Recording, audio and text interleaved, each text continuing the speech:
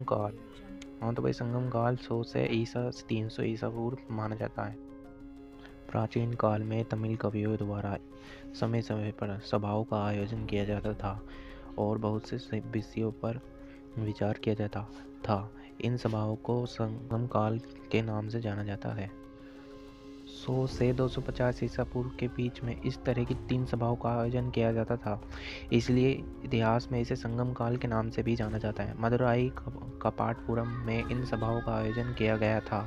कृष्णा नदी के दक्षिण में स्थित प्रायद्वीप भारत, जिसे तमिल कम कहा जाता था, यह 3 राज्यों में विभाजित था: चेर, चोल, पांड्य।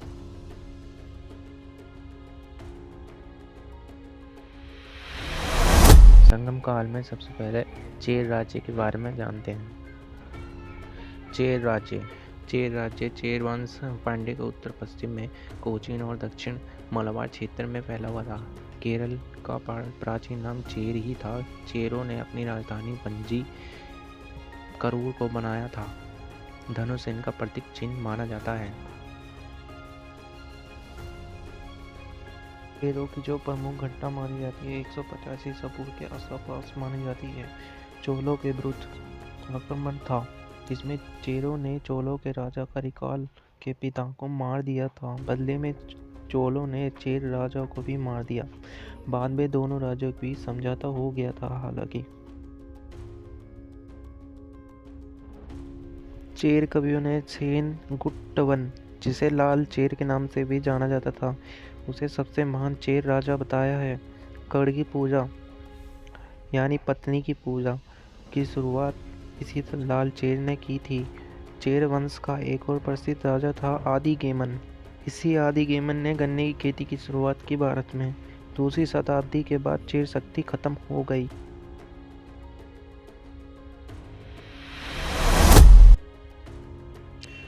चोल साम्राज्य। दक्षिण भारत के इतिहास में चोल वंश बहुत प्रसिद्ध था। चोल वंश का इतिहास 2री और 3री शताब्दी में देखने को मिलता है।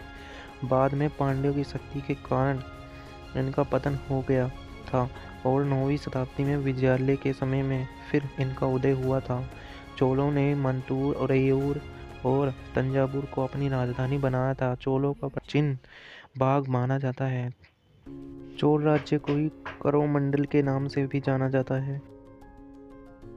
3री और 4थी शताब्दी के समय में चोल राजवंश में 2 राजाओं का प्रभाव देखने को मिलता है, करिकाल और एलारा। इस चोल शासक ने श्रीलंका को जीत कर इस पर 50 वर्षों तक शासन किया था। करिकाल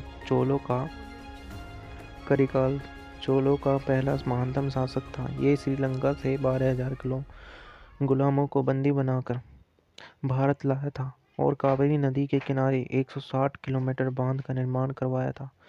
प्रसिद्ध पुहार बंदरगाह का निर्माण इसी करिकाल के राज्य में हुआ। पांड्य राज्य। इस राज्य का सर्वप्रथम उल्लेख मैग्नेस्थनीज ने किया था अपनी पुस्तक में। इस राज्य का शासन स्त्रियों के हाथों में था। मदुराई इसकी राजधानी थी और इनका प्रतीक चिन्ह मछली माना जाता था। यह राज्य मोतियों के लिए काफी प्रसिद्ध था। इस वंश का प्रसिद्ध शासक नोडियन को माना जाता है। इसी ने समुद्र पूजा की शुरुआत की थी।